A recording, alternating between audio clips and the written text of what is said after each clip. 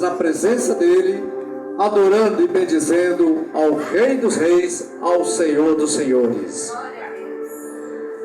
E nesta noite, meus queridos irmãos, eu convido a igreja que tem a sua Bíblia, se desejarem abrir, no livro de Mateus, no capítulo 12, nós vamos ler do versículo 38 até o versículo 45, onde estaremos falando sobre o julgamento severo da rainha de Sabá.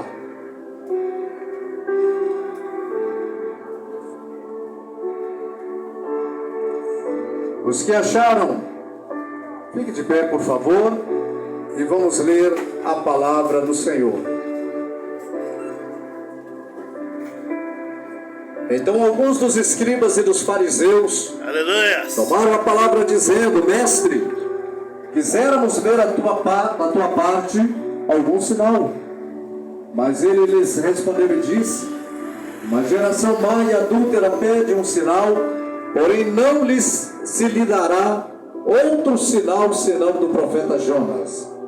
Pois como Jonas esteve 3 dias e 3 noites no ventre da baleia, assim estará o Filho do Homem 3 dias e 3 noites no seio da terra. Os ninivitas ressurgirão no juízo com esta geração e a condenarão, porque se arrependeram com a pregação de Jonas.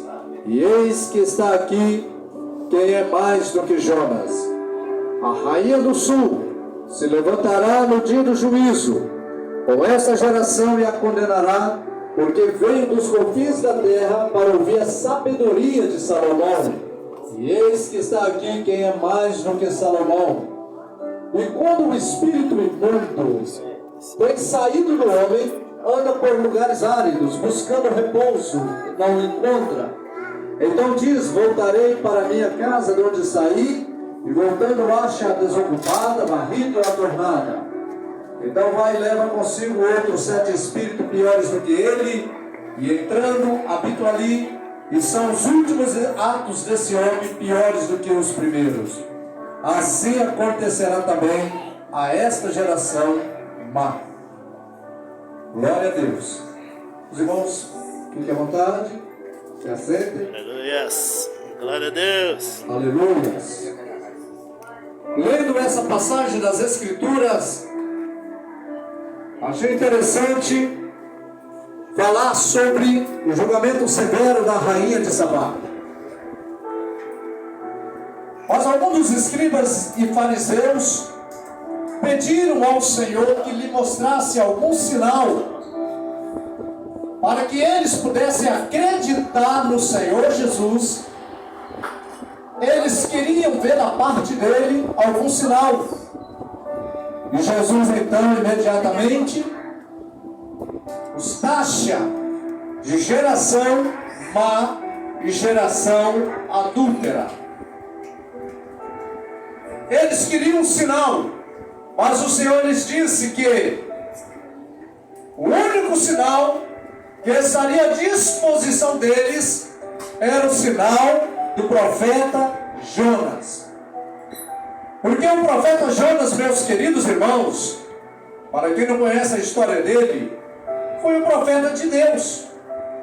Mas no momento em que ele recebeu a incumbência de ir a Nínive, pregar o evangelho, pregar uma mensagem de alerta, de juízo para aquele povo ali da cidade de Nínive, ele tão somente tomou um navio e querendo ir para a cidade de Tarso.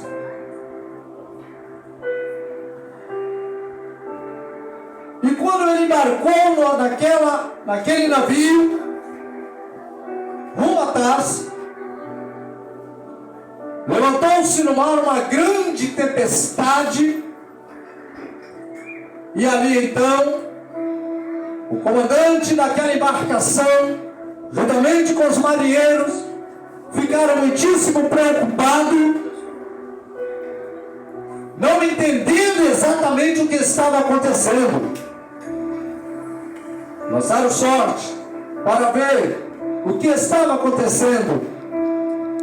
Aliviaram o navio, jogando ao mar as suas cargas pesadas, mas nada trazia tranquilidade ao mar, nada fazia com que o vento cessasse de soprar. Então de repente foram lá, acordaram Jonas e disseram para ele: você dorme? Como você pode dormir com um temporal, com uma tempestade tão violenta como esta? E ele, ao levantar-se e deparando com aquela situação, ele disse: a culpa dessa ventania, a culpa da fúria deste mar, o culpado sou eu. E ele se posicionou ali como uma pessoa culpada por aquele mal, por aquela tempestade que estava vindo naquele momento, e pediu: lança-me ao mar, e o temporal, a tempestade cessará.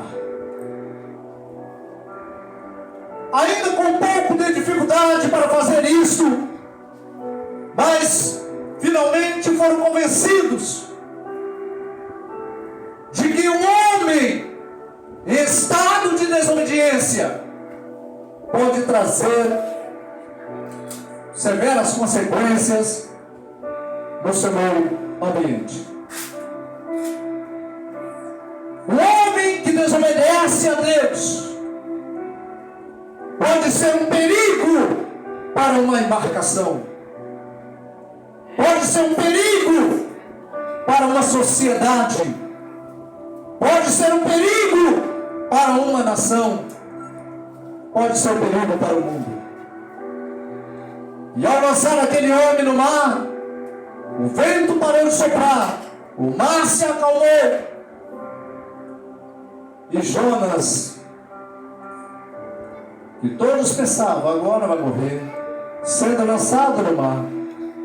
Mas Deus, que é misericordioso, bondoso, compassivo, Deus que sabe de todas as coisas, já havia preparado uma grande embarcação para aquele profeta desobediente. E aquele grande peixe que veio, tragou Jonas, levando Jonas para o fundo do mar, aonde ele esteve ali, no ventre daquele grande peixe, por 3 dias e 3 noites. Mas o que eu estou falando aqui é que eu quero deixar bem claro algo para que os irmãos entendam que ali no ventre daquele peixe, Jonas ficou totalmente enrolado nas algas que aquele grande peixe havia consumido e havia se alimentado, e aquele profeta ficou ali enrolado naquelas algas, clamando a Deus, orando a Deus no ventre daquele peixe. O que eu quero dizer para vocês: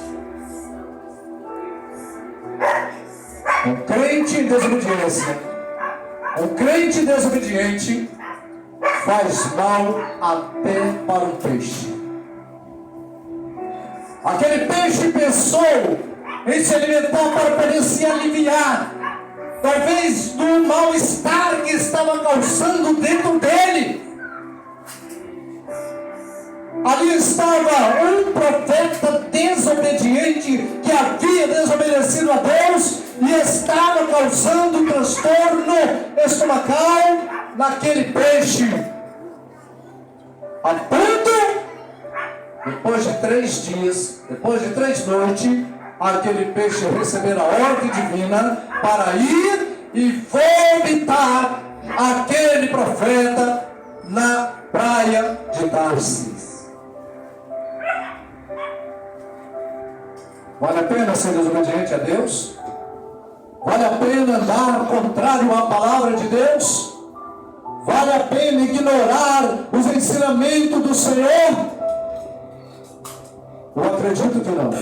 E quando nós fazemos isso, nós vamos simplesmente trazer, como eu já disse inicialmente, problemas no ambiente onde estivermos.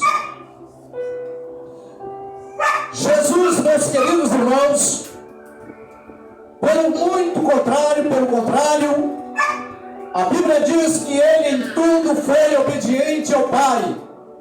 Ele andou em extrema obediência a ponto de Deus dizer: este é meu filho amado, em quem eu me comprazo, em quem tenho prazer. E a Bíblia nos fala no livro de Hebreus que ele foi obediente até a morte, e a morte de cruz. Pelo que Deus o exaltou e lhe deu um nome que é sobre todos os nomes, para que ao nome de Jesus se dobre todos os joelhos, no céu, na terra e debaixo da terra. Aleluia. E toda língua confesse que Jesus Cristo é o Senhor, para a glória de Deus. Oh, glória a Deus. Glória a Deus. Aleluia. Mas aqui está Jesus Cristo indignado. Nós vamos apresentar um Cristo totalmente indignado com uma geração adúltera, com uma geração perversa, com uma geração má, com uma geração que não dá crédito à palavra de Deus, com uma geração que despreza os conselhos do céu e que não quer abraçar, que não quer aceitar, que não quer viver de acordo com o estatuto, com as normas divinas, com as normas do reino. E Jesus usa os ninivitas, aqueles que ouviram a pregação de Jonas, quando Jonas esteve ali dizendo para eles: olha, dentro de 40 dias, esta cidade será totalmente destruída. Dentro de 40 dias, Deus vai destruir esta cidade. Era uma cidade com 150 mil habitantes. E Deus havia dito: vou destruir Nínive, vou destruir 150 mil habitantes, porque a cidade será totalmente destruída. Imediatamente aquela mensagem chegou ao ouvido do rei, e o rei chamou a população, convocou todos e disse: vamos para o jejum, vamos orar, vamos jejuar, vamos buscar a Deus, vamos confessar os pecados, vamos buscar o Senhor com todo o nosso coração.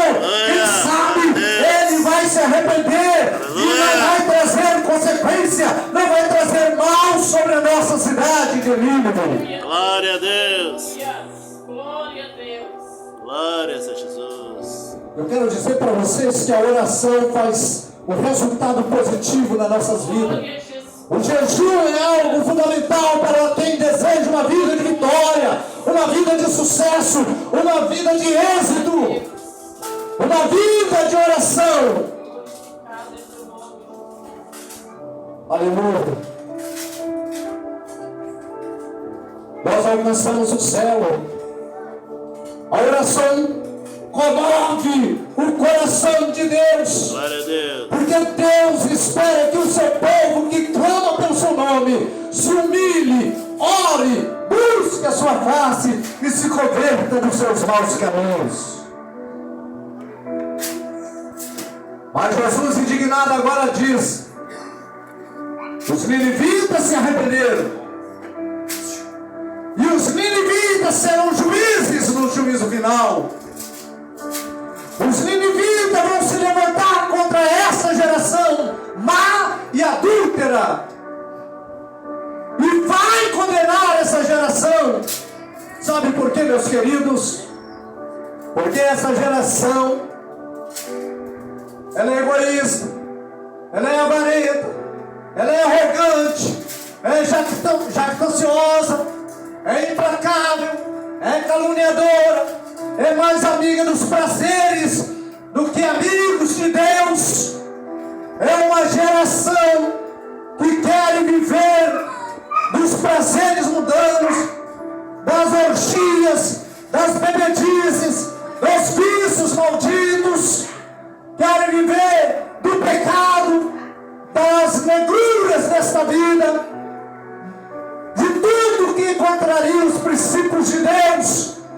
Essa é a geração perversa, má, que se não se converter será julgada e condenada. ao inferno. E quem vai estar lá serão os ninivitas. Eles ressurgirão no juízo com essa geração e a condenarão, porque se arrependeram com a pregação de Jonas. Mas eis aqui quem é maior do que Jonas, Jesus. E Jesus tem uma mensagem de salvação para todos. E agora Jesus ainda dá um outro exemplo, dizendo: a rainha do sul, que é a rainha de Sabá, no dia do juízo final, ela se levantará contra essa geração e a condenará. Sabe por quê? Porque ela veio nos confins da terra para ouvir a sabedoria de Salomão. Essa mulher, quando ela saiu, ela caminhou aproximadamente 6 meses dos confins da terra até chegar em Jerusalém. 800 camelos, uma enorme comitiva com ela. E esta mulher, chegando ali, conversando com Salomão, e vendo a sabedoria de Salomão, e diz a Bíblia aqui,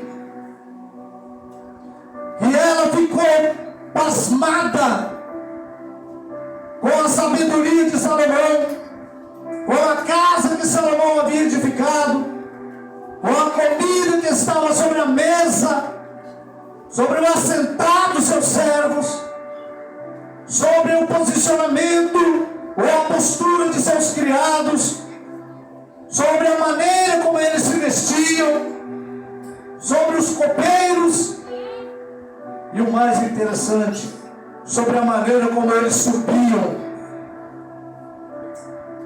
a escada para ir à casa do Senhor.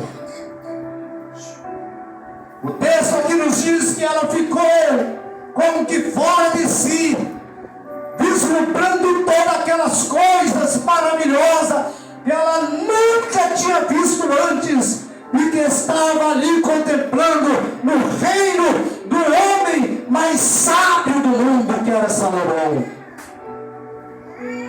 Então ela olha para Salomão e diz: olha, Salomão, foi verdade a palavra que eu vi na minha terra das coisas e da tua sabedoria, e eu não acreditei naquelas palavras até que vi, e os meus olhos ouviram. Eis que me não disseram a metade da tua sabedoria, porque sobrepujaste em sabedoria e tens a fama que eu vi. É muito mais do que tudo que me falaram. Não me falaram a metade. Mas Jesus diz: se Salomão é tudo isso para aquela mulher, eis aqui quem é maior do que Salomão. Se aquela mulher ficou tão admirada com a sabedoria, com a glória do reino de Salomão, imagine a rainha de Sabá diante do Senhor Jesus. Olha, aí que ela ia desmaiar mesmo, aí que ela ia ficar totalmente sem palavra para poder expressar. E Jesus disse: eis aqui está quem é maior do que Salomão. Se você é uma pessoa que se admira da sabedoria, da glória do rei Salomão, Jesus é muito superior. Jesus é muito superior. E eu quero dizer, meus amados irmãos, que essa mulher no juízo vai se levantar. E quando ela se levantar, ela vai olhar para essa geração e vai dizer: se eu fiquei tão pasmada, tão admirada com a sabedoria, com a grandeza de um reino da terra, vocês cristãos nunca ficaram tão fora de si ao servir o Rei dos Reis e o Senhor dos Senhores.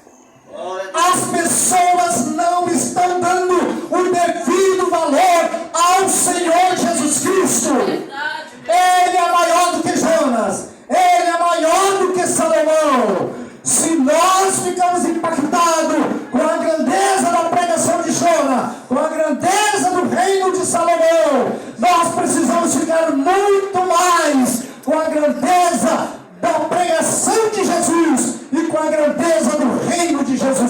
Cristo, porque Ele veio buscar e salvar os que se haviam perdido. Mas deixa eu concluir agora. Deixa eu concluir com uma palavra. E essa palavra é dessa maneira, meus queridos irmãos. Quando o espírito imundo, foi Jesus continuando aqui dizendo, ele sai do homem, ele anda por lugares áridos, buscando repouso e não encontra. A palavra que me chamou muita atenção aqui é esta. Ele sai do homem, o homem se converte a Jesus.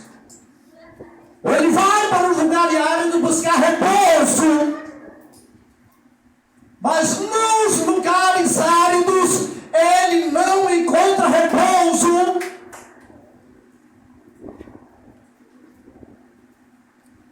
Ele só encontra repouso no coração do homem que desobedece à palavra de Deus. Ele só encontra repouso no coração daqueles que têm uma vida cristã relaxada. Ele só encontra repouso no coração daqueles que não jejuam, que não lê a Bíblia, que não busca a face do Deus Todo-Poderoso. Isso é verdade, Jesus. E aqui agora ele vai dizer, quando ele volta e vê toda essa bagunça na vida da pessoa, ele então diz, é a minha casa. É a minha casa. Eu voltarei para a minha casa.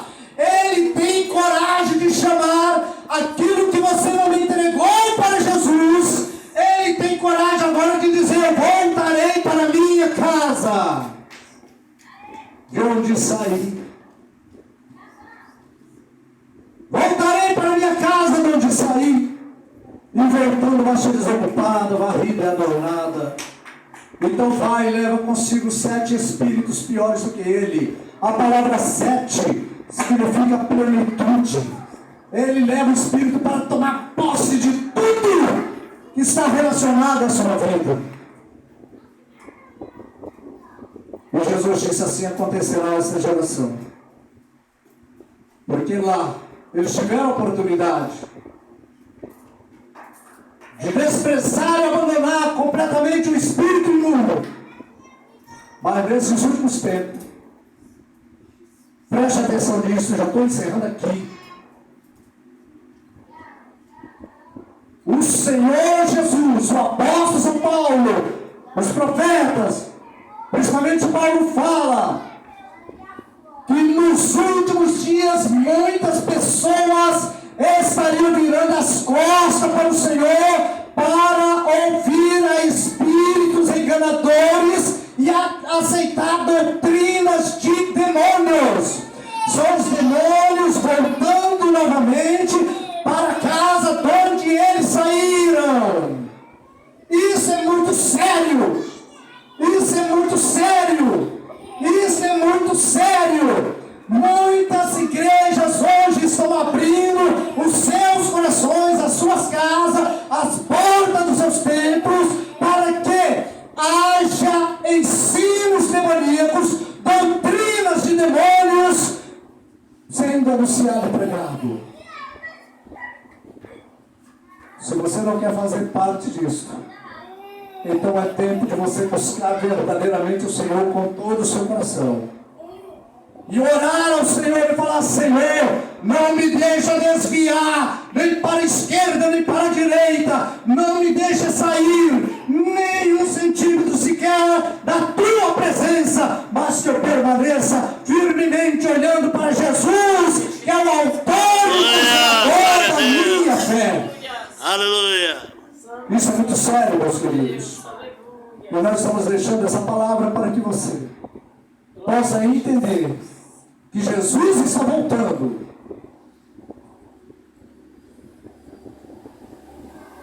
E muitos vão ficar. Mas se você não quer ficar, então leve as coisas de Deus com mais seriedade na sua vida. No seu lar, no seu trabalho, na sociedade, na igreja. E busque a Deus com todo o seu coração. E deixe o Espírito Santo te encher, para que Satanás não venha dizer: voltarei para minha casa. A rainha de Sabá vai julgar esta geração. Jonas vai julgar esta geração. Mas nós, que permanecemos fiéis ao Senhor, não entraremos em condenação, porque já passamos da morte para a vida. Que Deus em Cristo nos abençoe a todos. Em nome de Jesus. Amém.